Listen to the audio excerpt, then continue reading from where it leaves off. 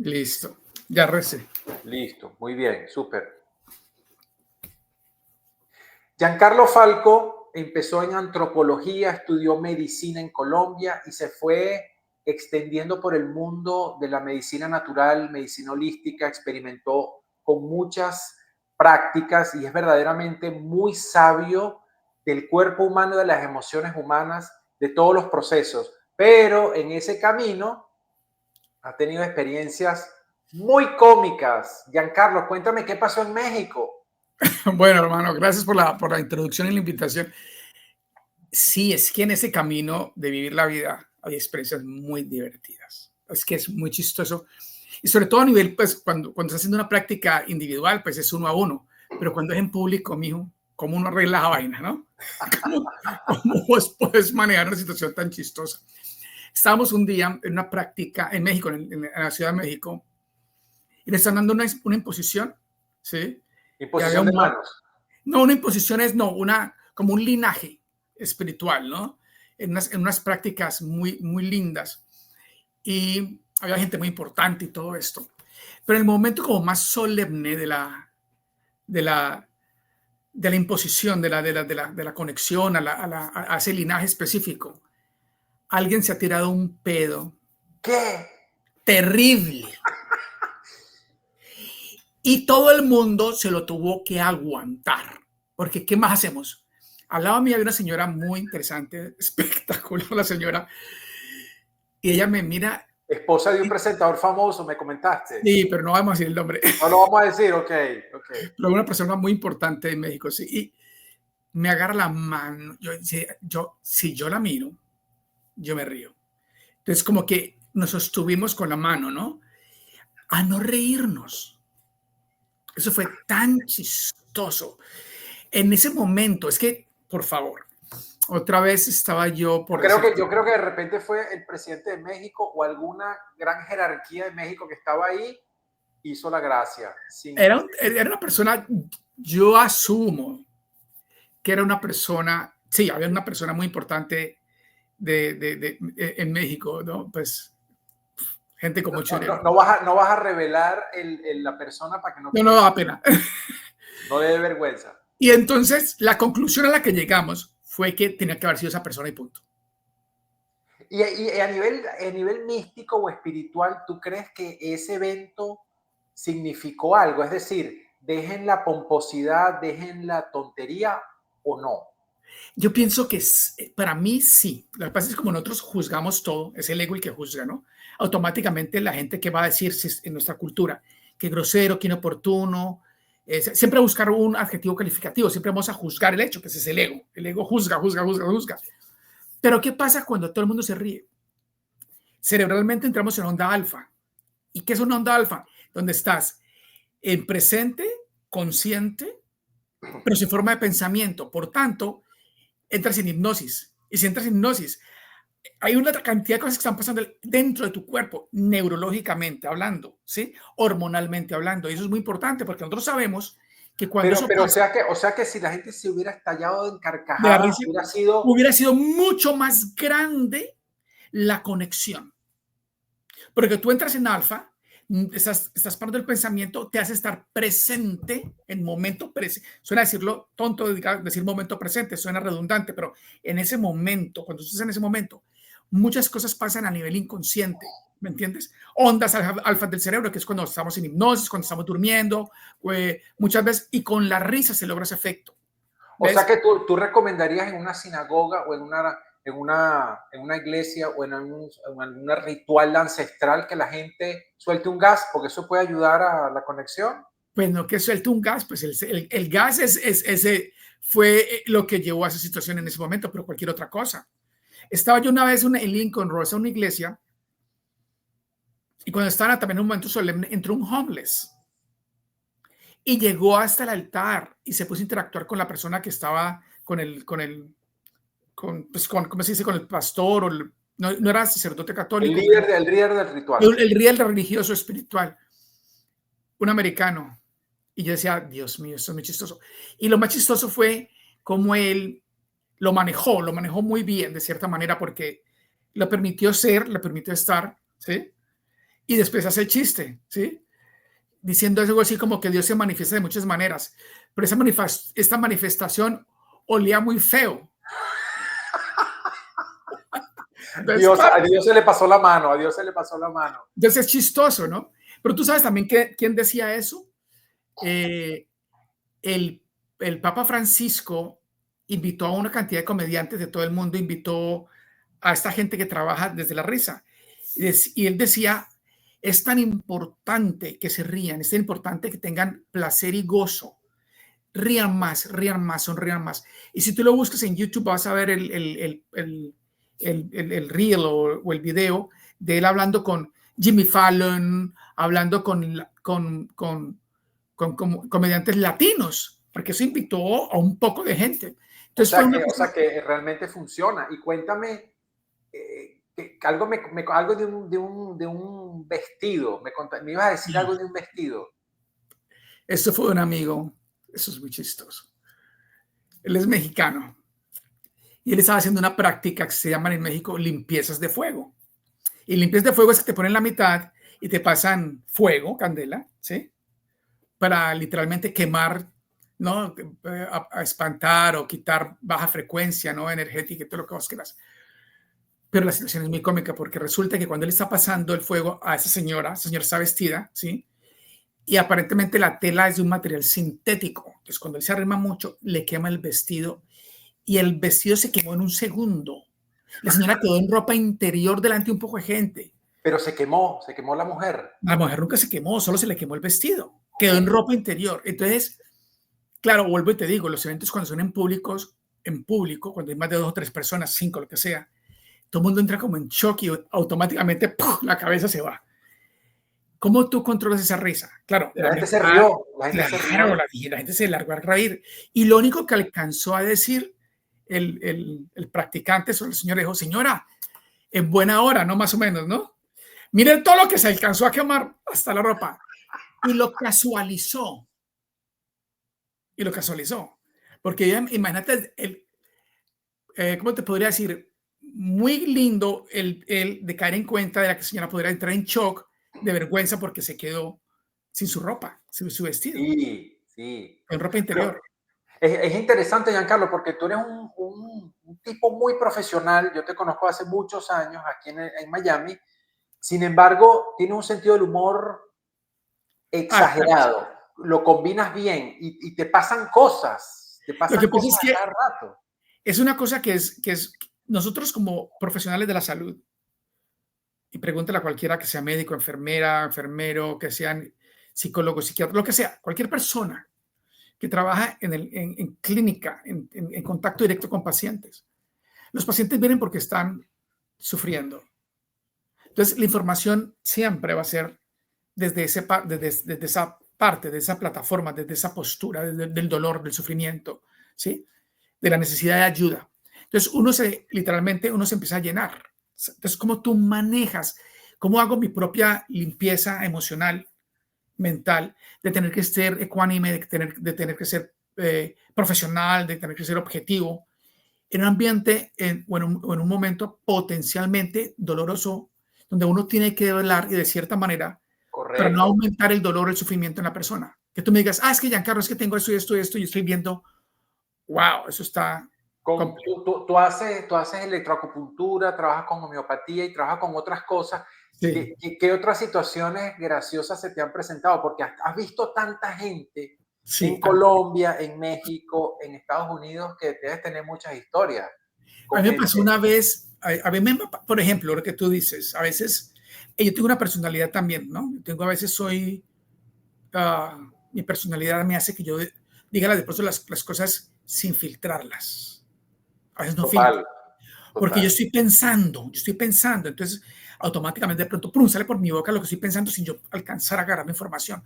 Una vez estoy con un amigo mío, estoy en Cali de visita, y él me dice, mi amigo me dice, uy, Giancarlo, es que mi tío fumó mucho, mucho, mucho, y tiene cáncer con grado, estado 4, o sea, metastásico, ya está en las últimas. Y entonces yo voy entrando a la clínica a acompañarlo. Obviamente, el señor se alcanza a parar, se para bien y me saluda, mucho gusto, señor, ¿cómo está? Entonces se voltea mi amigo porque es el tío de él y él es médico, ¿me entendés? Estamos en la clínica. Lo chistoso también es que como él es médico de esa clínica, él logró que le dieran una habitación cerca al frente de la estación de enfermería. ¿Sí me entiendes? Aquí está la estación de enfermería, la puerta del señor está aquí, nosotros estamos parados entre la puerta y la estación de enfermería. Él es médico de ahí, todo el mundo sabe quién es él, todo el mundo sabe quién es el paciente y cómo están relacionados. Y todas esas situaciones donde todo el mundo escuchando el chisme de lo que yo voy a decir. Y yo de pronto siento como esa gravedad de la pregunta.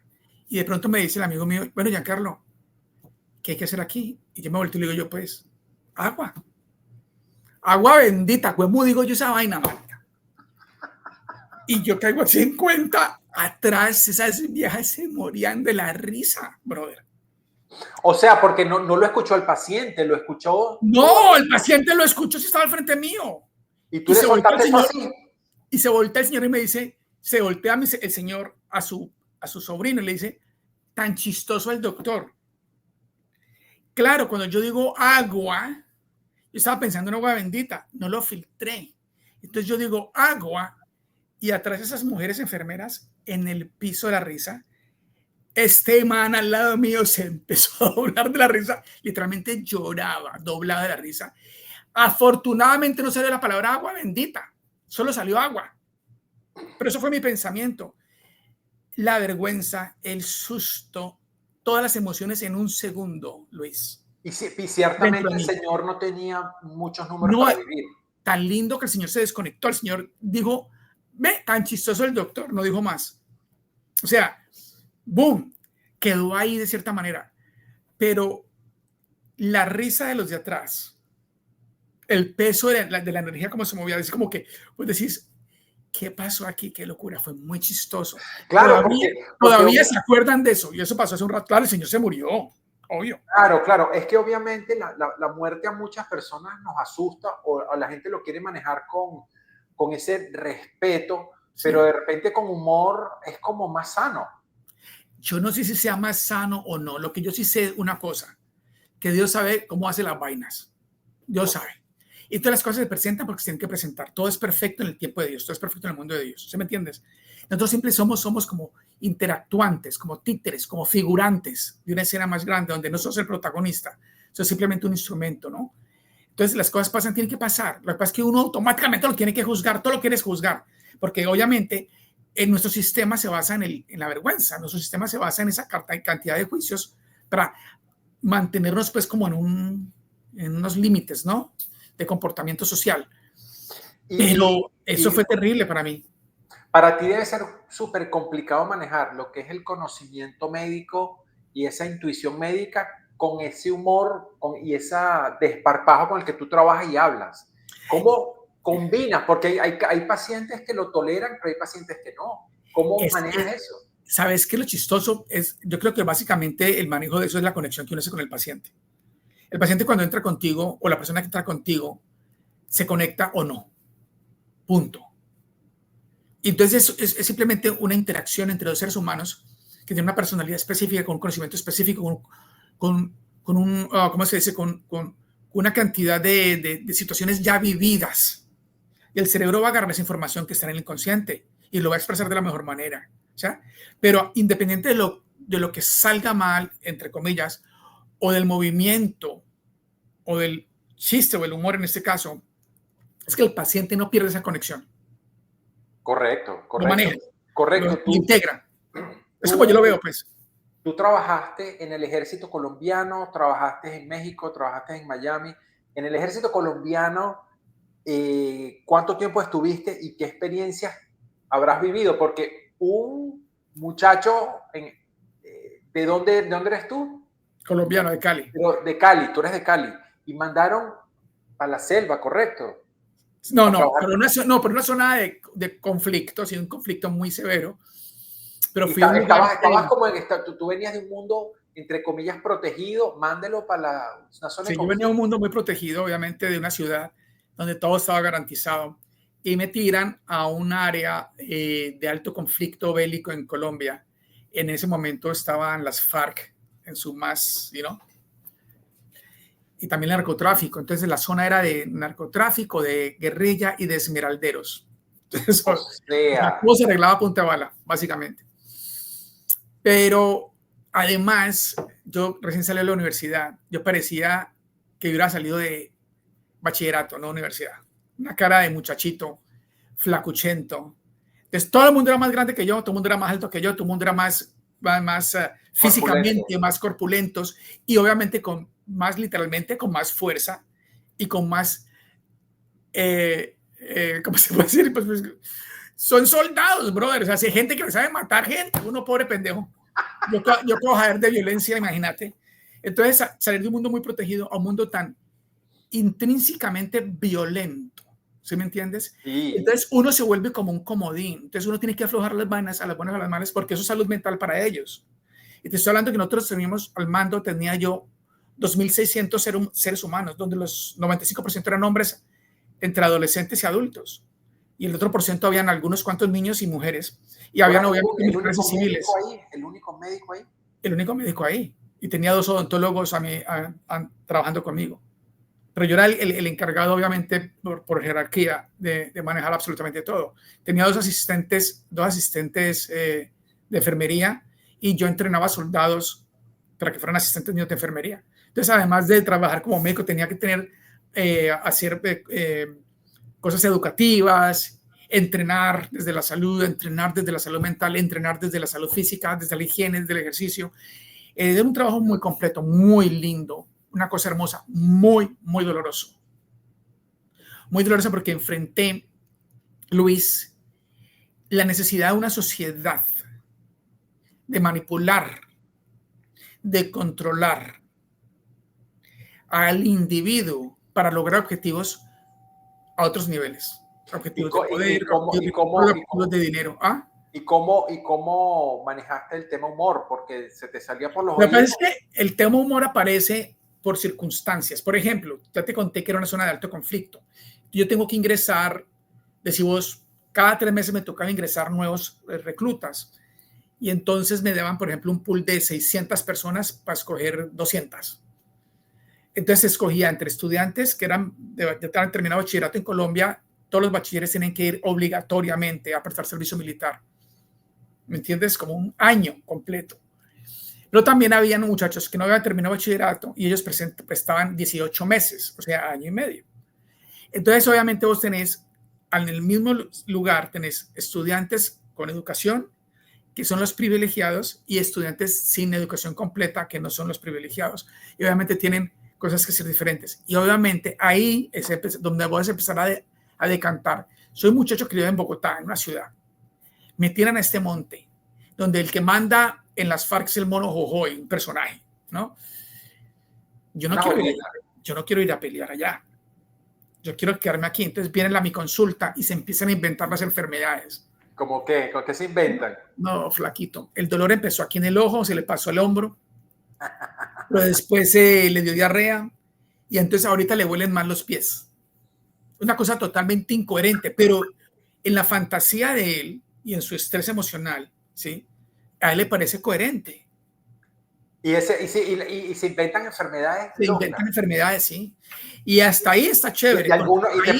¿Te tocó alguno que se inventó una enfermedad mental? Uy, sí. Pero ¿sabes qué es lo más triste? Que y lo descubriste rápido. Claro, pero si hay uno que se lo inventa, es que ya me baja me emociono, pero si uno se lo inventa, 20 la tienen, o 30, o 40, 50 la tienen. Oh, imagínate. Te estoy hablando en una proporción de 2.600 personas bajo mi cargo. Pero si uno se lo inventa, te lo voy a tirar. Salud mental en esa época, la ONU dijo, Colombia necesita, el 50% de la población colombiana necesita atención de salud mental o psicológica urgente. Deje así. Pero una pregunta, ¿te tocó, por ejemplo, detectarlo en una situación que era evidentemente falsa? ¿Y cómo reaccionó el soldado cuando se vio descubierto por ti? No sé si era una enfermedad física, una enfermedad mental o algo que tú veías y te reías así como diciendo... Muy chistoso, es muy chistoso. Te voy a contar una anécdota que no es mía, pero la viví como estudiante de medicina para que te mueras de la risa. Es este personaje que comete un homicidio, simplemente porque se exaltó. Ese tipo tenía problemas de narcotráfico, ¿no? O era narcotraficante, mejor dicho. Y entonces él, tal vez orientado por el abogado, ¿sí? Le dice que él estaba intoxicado y que por eso él hizo eso, pero que él no estaba consciente de lo que estaba haciendo. Entonces, obviamente, no es lo mismo un homicidio doloso que culposo, es una decisión legal. Cuando llega este personaje, empieza a hacer tanta pendejada como que fuera esquizofrénico. Empieza a actuar como enfermo. Brother, si un actor le sale un papel de esquizofrénico bien hecho, le dan un Oscar. El silencio de los inocentes. 5 minutos de actuación, un Oscar. Y así. Obviamente, no, es muy chistoso. Empezó a hacer una cantidad de pendejadas, ¿sí? Y hacer shows y la cara y decía y una cantidad de cosas. ¿Y qué hace el psiquiatra? Se voltea, hermano, gira. Nosotros somos estudiantes de último año de medicina, ¿sí? Con 2 amigas. Y yo. Y resulta pues que obviamente uno se asusta porque entra la policía, es una cantidad, es todo un operativo. ¿Qué hace el psiquiatra? Se gira completamente y le da la espalda. Se le cae la actuación. ¿Por qué? Porque él preparó todo un discurso para ser visto. Ok. Entonces, automáticamente, ¿qué hace el tipo? Si tú estás psicótico, tú no eres consciente de lo que está pasando, por decirlo de una manera. Si tú eres psicótico, estás en una crisis psicótica, para el psicótico es irrelevante si le das la espalda o no. Él sigue en su descarga, ¿no? Entonces él le dice el tipo, ¿por qué no me mira? Y entonces el doctor le contesta, porque tú viniste aquí a ser escuchado, no a ser visto. Y ¡pua! Flat out. Y nosotros, mis 2 compañeras y yo, con susto, con miedo, pero fue chistoso. Y nos empezamos o sea, ¿qué reacciones le viste tú en la cara cuando el doctor le dice? No, me hizo así como que... Y se quedó con la jeta cerrada y no supo más qué hacer. Le desmontó el show. Lo desmontó el show solamente con girar la silla. ¿Ves? Genial. Entonces, hay cosas chistosas, hay cosas muy chistosas. Hay cosas y en el departamento, tú recibiste muchos niños al mundo, tú estuviste en la sala de parto y esas cosas. ¿Qué tal esa experiencia? Muy linda.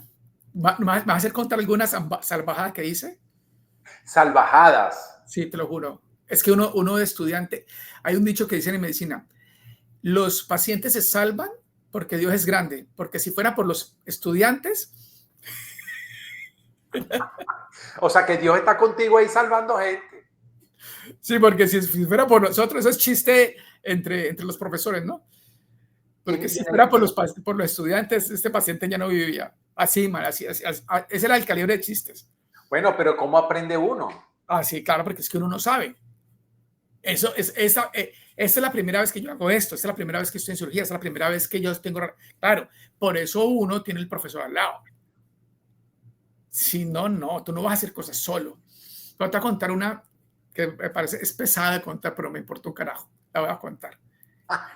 Las mujeres, a mí me tocó ginecobstetricia, que es atención de partos, en el mes 9 en mi ciudad.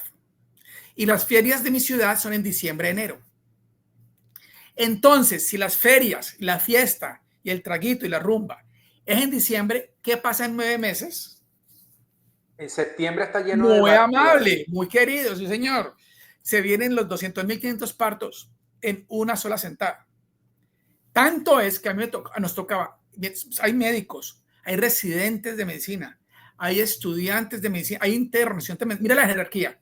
Obstetras, residentes de obstetricia, internos que ya son médicos, graduados, bueno, ya son médicos, terminaron el año, y estudiantes. ¿Listo? Y yo me tenía que poner un guante small para que me quedara muy ajustado a la mano, medium, hasta que las manos me quedan así, duras, de ponerme 4 o 5 pares de guantes encima, para yo atender un bebé, sacarlo, enterrárselo a la enfermera, cortar, trabajar, quitarme un guante, quedar otra vez estéril, sacar otro, quitarme guantes. Por la velocidad. Por la velocidad, porque tenías 3, 4, 5 partos al mismo tiempo. Imagínate. Eso es lo mismo cuando estén empacando comida en las bandas. ¿Y qué pasa? Cuando una mujer es preparada para partos, afeitan su parte íntima de la angulación hacia abajo. ¿Entiendes? Cuando una mujer va a ir a cesárea, la afeitan completa. ¿Listo? 12 de la noche, 1 de la mañana, me hacen así, vea, doc, hay que hacer ecografías, ultrasonidos, transabdominales, para ver cómo están los bebés que entran a cesárea y ya están las programaciones. Entonces yo voy y cuando yo estoy aquí con el transductor, ¿no? Le hago la mano así y me pasan una jarra con algodones y alcohol. Y yo digo, ¿dónde está el gel? Porque vos usas un gel para poner ahí, para hacer la transducción, para ver la imagen. ¿Estamos de acuerdo? Dice, no, doctor, se acabó el gel, pero use el alcohol, que el alcohol transduce bien. Y yo, ok. Entonces yo que la señora le explico, hacer esto y esto y esto.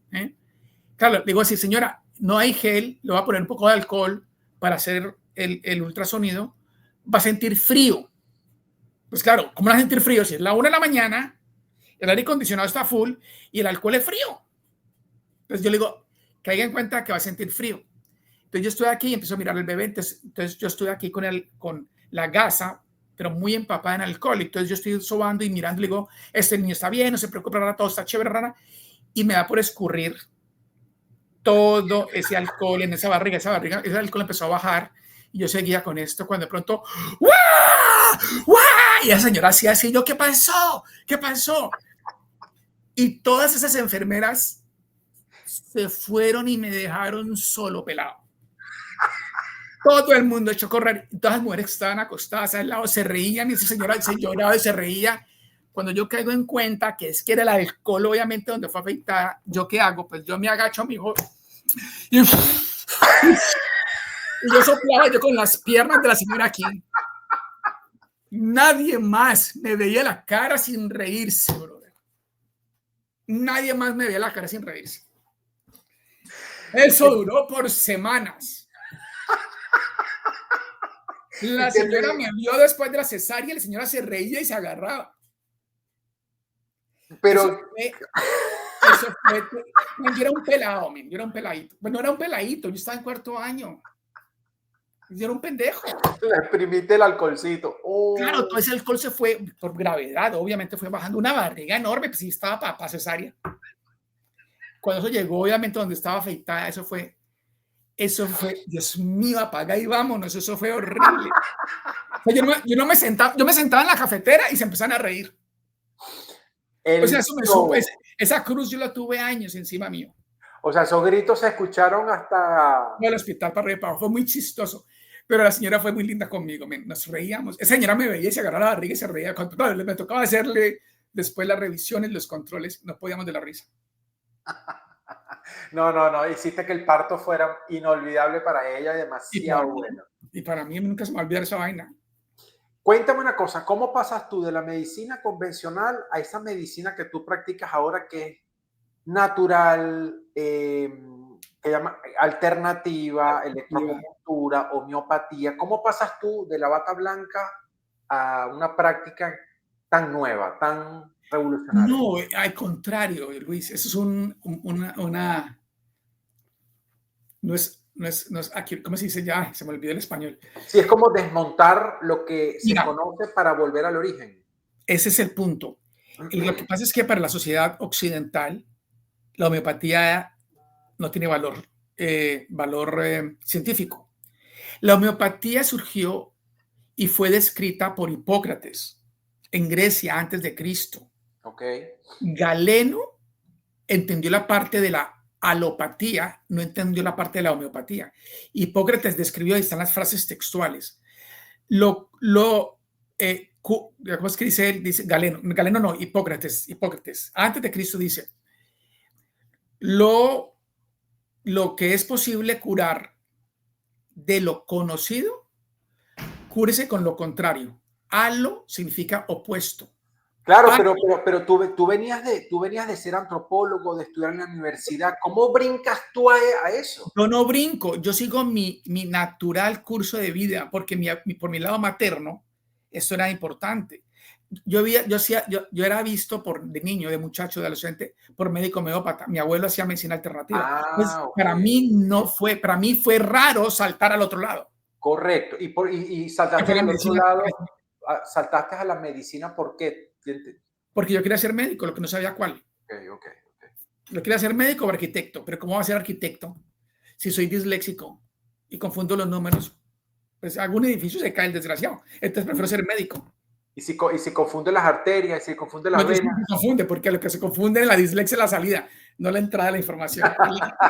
Y Mira, pero a la izquierda, no sé. Pero el punto es ese, el punto es que la medicina homeopática fue descrita hace muchos años, se retomó en 1800 con Hahnemann. Entonces, pues la medicina actual alopática, como se conoce, ¿sí? Es más nueva que la homeopatía. correcto, Pero es correcto. la más conocida y es la oficial. Entonces, ahí tiene el término. La medicina oficial es esta, ¿ok? Es la gran diferencia. Ahora, si es cierto, los que tienen acceso a la medicina alternativa inicialmente son los privilegiados, la gente que tiene billete. Correcto, Porque para el común de las masas, obviamente está muy sectorizado, ¿no? Por el correcto. gobierno, obviamente, por el Estado, que no es ni malo ni bueno, simplemente es, punto. Entonces mi proceso fue muy simple, ¿no? Porque yo crecí viendo, yo fui visto por pediatras, médicos, todo eso, pues obviamente nací en una ciudad y me crecí en ciudad, o sea, eso no tiene, pero obviamente estaba tamizado por la información que daba mi abuelo o los médicos que tenemos nosotros, porque teníamos las alternativas. No tenemos la alternativa, tenemos el privilegio de poder tener opciones, ¿me entiendes el punto? Entonces, para mí era natural eso. Estudié medicina porque me encantaba la medicina, porque yo sabía que iba a ser médico. Por ejemplo, a nivel de creencias, por ejemplo, un cristiano, un católico se puede ver contigo, un ateo, ¿tiene que algo que ver con lo que tú creas? Nada, porque para mí, desde el punto de vista médico, ¿sí? El aspecto social del paciente es muy importante. Y una de las partes del aspecto social es su espiritualidad, su religiosidad. Entonces hay que respetarlos. Yo tengo pacientes musulmanes, judíos, ateos, agnósticos, católicos, cristianos, hinduistas, todo. Yo tengo pacientes de todo tipo. El problema no es mío, el problema es de ellos. Si ellos quieren venir conmigo, ellos van a encontrar un espacio aquí. ¿Qué tal yo como médico decir, ay, usted no? Correcto. Mi hijo, vaya a trabajar a otra parte, usted médico no puede ser. ¿Sí? Hay cosas que tienen que ver con la ética y la moral, y vos sabes que la ética es como nos vemos socialmente, pero la moral es tuya. Y Yo moralmente, yo como individuo, te has topado con una persona que tiene una creencia religiosa y con conflicto con lo que haces o lo toleran bien? mira, muchas veces es muy común, porque la gente viene aquí, la gente viene por una necesidad, pero cuando la gente tiene un concepto muy estrecho de cómo se deben solucionar las vainas, imagínate, vienen porque intentan, porque realmente quieren, pero tienen un vacío de información. Yo trato de llenar ese vacío de información. Y no solamente es un vacío de información a nivel cognitivo, a nivel de educarse en teorías científicas y todo eso, no, un vacío emocional, parce, o un vacío espiritual también. Pues sabes, si vos me conoces, mis prácticas espirituales y todas estas cosas, yo respeto mucho las prácticas de los demás y valido las prácticas de los demás. Pero el problema no soy yo, el problema es el paciente. El paciente viene a un nivel. Nosotros decimos en medicina holística, el paciente se cura solo. ¿Usted quiere curar? Cúrese, hágale pues, ¿no? Uno es un intermediario. Ah, es que me curé de cáncer, es que me curé de gripa, es que me curé de mal de ojo. Me importa un carajo, se cura usted. Nosotros estamos aquí para ayudarlo a que usted encuentre su camino, que usted vibre en esa frecuencia. Vos le puedes dar el medicamento cualquiera, una aspirina o un medicamento hemopático o un suplemento. Pero si el paciente no está vibrando a donde tiene que llegar para sanarse, no se va a sanar. No lo va a hacer. ¿Vale? Entonces, es un proceso personal y es a todo nivel. Entonces, claro, desde el aspecto social del ser, ¿sí? Porque nosotros definimos salud desde un principio biológico, psicológico, emocional, social y espiritual. Nosotros los alternativos. La medicina tradicional de la Organización de Naciones Unidas y la OMS, Organización Mundial de la Salud, dice que el hombre es un ente biológico, psicológico y social. Y la salud es el balance entre los tres. Claro, dime tú, ¿qué tiene que ver lo social en mi vida? Fundamental lo social, porque un niño judío y un niño musulmán los circuncidan. Y la religión es un aspecto social. Y la circuncisión es un antes y un después. ¿Estamos de acuerdo? O, por ejemplo, si yo soy, por ejemplo, judío y no puedo comer carne de cerdo o de camarón, ¿no? Es un acondicionamiento, eso va a generar otras cosas. Entonces, claro, definitivamente lo social permea, afecta y modifica lo biológico, lo emocional. Y lo emocional es mental, emocional, ¿no? Entonces, son cosas que... ¿Qué consejo le puedes dar tú a la gente para estar saludable? Bueno, obviamente tener un buen humor, pero Definitivo. ¿qué aconsejarías en general? Mira, básicamente si definimos el ser al individuo, el humano, lo dividimos como biológico, un ente, diría así, un ente biológico, obvio, psicológico, mental, cognitivo, ¿no? Cognitivo concreto, cognitivo abstracto, mental emocional, espiritual, ¿sí? Pero social, en un espacio, en un momentum, ¿sí, no? En una familia, en una comunidad social, ¿listo? Necesita 3 bases fundamentales para sostener la salud: nutrición, higiene y ejercicio. 1, 2, 3. Nutrición mental, emocional, física, nutrición espiritual. Higiene biológica, todo el mundo entiende la higiene biológica, pero higiene mental y emocional. Higiene Lo que no le entiende es la señora de México que hizo la gracia en pleno ritual ancestral. Cuéntame cómo te eso es higiene, eso es higiene. Estaba leyendo... Eso es higiene, pero afectando a todos los que estaban ahí. Al entorno social. Hay costumbres, ¿no? También es cierto. Pero sí, también imagínate higiene o ejercicio espiritual. O sea, la gente, qué interesante. Nutrición espiritual, qué interesante. Estás trabajando en Miami, pero tú ves gente desde todo el país, Sí. de todo el planeta online. ¿Qué haces tú y cómo la gente te puede contactar? Pues mira, básicamente, bueno, obviamente hay cosas que tienen que ser presenciales, ¿no? Porque obviamente hago bioacupuntura, por decirte algo, pongo copas, hago electroacupuntura. Hay gente que quiere literalmente físicamente interactuar conmigo en una oficina y vienen. A veces yo viajo dependiendo de situaciones de vida. También lo hago a nivel virtual, obviamente por Zoom o por todas esas plataformas, WhatsApp, lo que sea videollamada. A veces ni siquiera es necesaria una videollamada, con una sola llamada telefónica. Y obviamente los productos se pueden distribuir en Estados Unidos, pero también tengo como ciertas conexiones muy chistosas, ¿no? Cuando, por ejemplo, la gente quiere productos en Europa, sobre todo que es Inglaterra, España, Italia, necesitan prescripción. Entonces el paciente dice, Giancarlo, voy a ir a la farmacia, mándame un texto o un email. Entonces yo lo mando pues con todo, ¿no? Entonces el farmacéutico, ¡oh! Y se emocionan y todo, es muy divertido. Porque, para ellos es, qué chévere, qué rico, ¿sí? Que usted está formulando. A él le conviene porque es el negocio de él, ¿sí? Y hay recursos, hay que saberlos encontrar. Si una persona está en Chicago o en Nueva York, te puede llamar claro, para todo el consultarte. tiempo. Yo tengo pacientes en New Jersey, Chicago, tengo pacientes en California, en Florida. Hay gente que está en Tampa. No, yo no quiero ir desde Tampa hasta acá, pues, virtual. Naples, ¿qué te digo? Canadá, Inglaterra, Francia, tengo en todas partes. Ok. Obviamente Colombia, ¿no? En la descripción del video están los datos de Giancarlo. Póngase en contacto con él, escríbale. No sé si tienes algún dato que nos quieras dar para contactar, de un teléfono o un email. La página, me parece la página mía es chévere, giancarlofalco.com. Eso es lo que es, www.giancarlofalco.com, ahí está escrito, ¿sí?